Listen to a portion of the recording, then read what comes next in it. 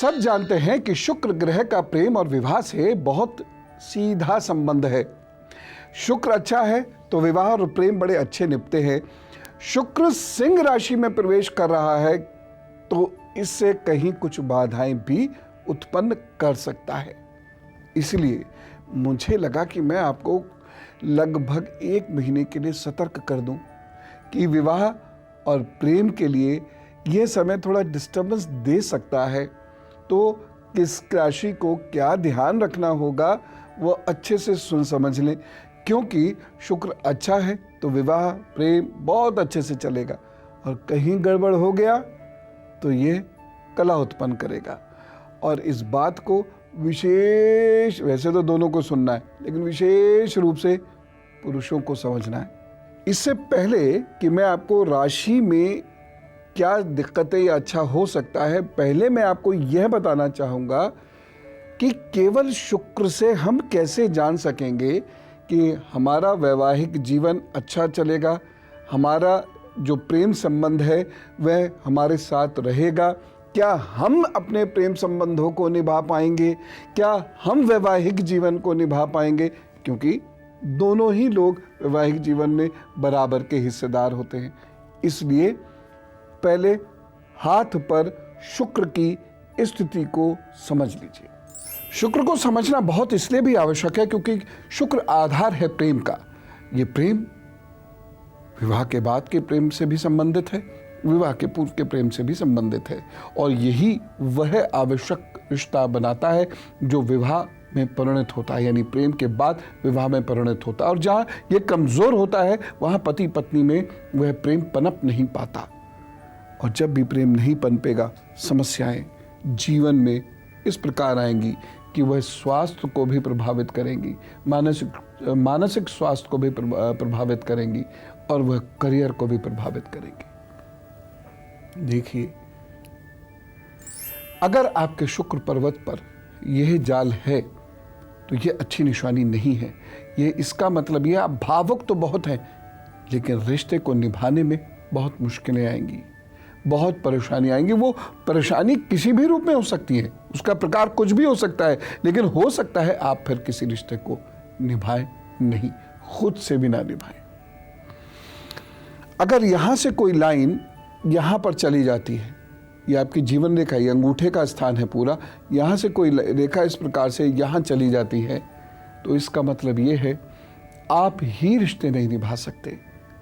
और आपको यदि रिश्ते निभाने हैं तो आपको अपने मन को बहुत साधना पड़ेगा, बहुत साधना पड़ेगा, तब जाके आप वह सुख और शांति उस रिश्ते में ला पाएंगे।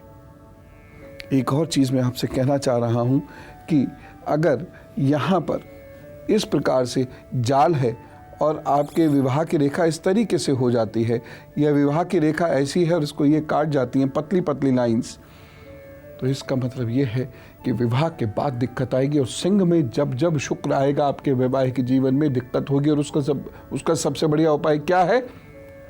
बहुत शांत रहें।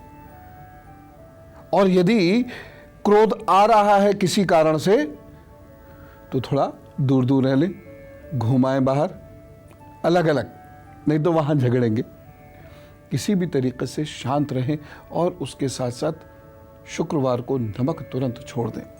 शुक्र से संबंधित कुछ और चीज़ें मुझे आपको बतानी हैं जो आप समझ लीजिएगा, क्योंकि आजकल वैवाहिक जीवन में बहुत समस्याएं हो रही हैं। बल्कि जो बहुत सारे बच्चे हैं वह तो कहते हैं बिना विवाह के ठीक हैं, करो बिंदास, लेकिन हाथ पर यदि संकेत है खराब तो आप हो जाओ थोड़ी से अलर्ट।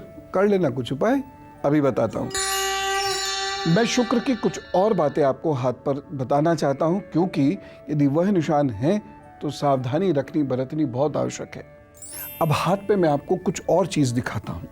देखिए, मान लीजिए ये जीवन रेखा आपकी इस प्रकार से यहां से निकलती है। बहुत सारे लोगों की जीवन रेखा बृहस्पति से निकल रही है। ये प्रेम हो, मैं कह नहीं सकता, नहीं भी हो भी, लेकिन प्रेम विवाह नहीं हो पाएगा, क्योंकि आप सामान्य जीवन के लिए बने ही नहीं हैं। आप विशिष्ट जीवन के लिए बने हैं, विशिष्ट उत्तरदायित्वों के लिए बने हैं, विशिष्ट जिम्मेदारियों के लिए बने हैं। लिहाजा आप रिश्तों में उलझना नहीं, क्योंकि अगर उलझे और यहाँ पर इस प्रकार का ये जाल हुआ तो आपका रिश्ता निभ नहीं पाएगा। एक चीज़ मैं आपको और बताना चाहता हूँ, आपकी जीवन रेखा ये इस प्रकार की है और मस्तिष्क रेखा इस प्रकार की है, और साथ ही साथ आपके यहाँ से कुछ रेखाएं ऐसे निकल रही हैं और इस हिस्से को काट रही हैं, तो ये शुक्र बिल्कुल अच्छा नहीं होता। और ऐसे हाथ किसी के हैं, और चूंकि ये सिंह राशि में अभी शुक्र आ रहा है, तो ऐसे लोगों को एक काम करना चाहिए। 8 वर्ष से छोटी बच्चियों को इन्हें नमकीन बांटना चाहिए शुक्रवार के दिन, तब वैवाहिक जीवन ठीक रहेगा या प्रेम संबंध ठीक रहेंगे। इसलिए इन चीज़ों का बहुत ध्यान रखने की आपको आवश्यकता है। तो उम्मीद करता हूं इस बात को आप गंभीरता से समझेंगे। मैं बार बार कह रहा हूं, यदि प्रेम में या परिवार में बाधा उत्पन्न होती है तो जीवन दोनों का ही खराब होता है, बल्कि बच्चों के जीवन पर सबसे बुरा असर पड़ता है। किसके प्रेम और विवाह के संबंध टूट सकते हैं, और सिंह में जो शुक्र जा रहा है ये कहां खटास पैदा कर सकता है, उसके क्या चिन्ह हो सकते हैं, अब ये जानिए। अब एक चीज़ ख़ास तौर से मैं आपसे कहना चाह रहा हूँ, बहुत ध्यान से सुने। यदि आपके यहाँ बहुत सारी रेखाएं हैं तो हालात नाजुक हैं, और ऐसे में, और ये बच्चियाँ बहुत ध्यान से सुने, यहाँ से कोई रेखा इधर आ रही है या यहाँ से कुछ रेखाएं इधर जा रही हैं तो हालात और भी नाजुक है। बहुत सारे संबंध हो सकते हैं, विवाह का सुख नहीं मिल पाएगा। कब तक नहीं मिल पाएगा? जब तक आप अपने मन को बहुत शांत ना कर लें, जब तक अपने मन को अपने संबंधों पर एकाग्रचित्त ना कर लें। ऐसे लोग अपने एक संबंध पे एकाग्रचित्त नहीं रह पाते, इसलिए दायित्वों की पूर्ति ना कर पाने की वजह से प्रॉब्लम हो जाती है। और ख़ास तौर से ये सब बच्चे आजकल सुने, बहुत ध्यान से सुने, ये जीवन रेखा है, इसके बीच में ये गैप है, माइंड रेखा और जीवन रेखा के बीच में ये अंतर आ रहा है, ये गैप सामान्यतः जुड़ी हैं गैप, और यहाँ से पतली पतली रेखाएं इधर से या इधर से आ जा रही हैं। तो आपको अपने रिश्ते में दायित्व निभाने के लिए 200% देना पड़ेगा, अन्यथा आपके प्रेम तो हो सकते हैं, अनेक भी हो सकते हैं, लेकिन टिकेंगे नहीं। तो सबसे पहली चीज़, मन को एकाग्रचित्त करें, अपने रिश्ते को 200% देना शुरू करें, और उसके साथ साथ लाल कपड़े में बताशे बांधकर हर मंगलवार हनुमान जी को अर्पित कर बच्चों में बांट दें। लाल कपड़े कम पहने ऐसे लोग, और बहुत आवश्यक है ऐसे लोग बुधवार को, महीने में एक बार किसी बुधवार को बहते हुए पानी में मटका बहा दें, कोई छोटा सा मटका बहा दें। लेकिन याद रखें कि आप शक वहम से दूर होते हुए अपने रिश्ते को 200% दीजिएगा, अन्यथा वह रिश्ता मैच्योर ही नहीं होगा। अन्यथा ऐसे व्यक्ति जो मैंने अभी हाथ दिखाए, जीवन में कभी न प्रेम पाते हैं न प्रेम दे पाते हैं, इसलिए उनका वैवाहिक जीवन ना के बराबर होता है। होगा नहीं, या होगा तो रहेगा नहीं, रहा भी तब भी वो ना के बराबर रहेगा, उसमें संतुष्टि नहीं होगी।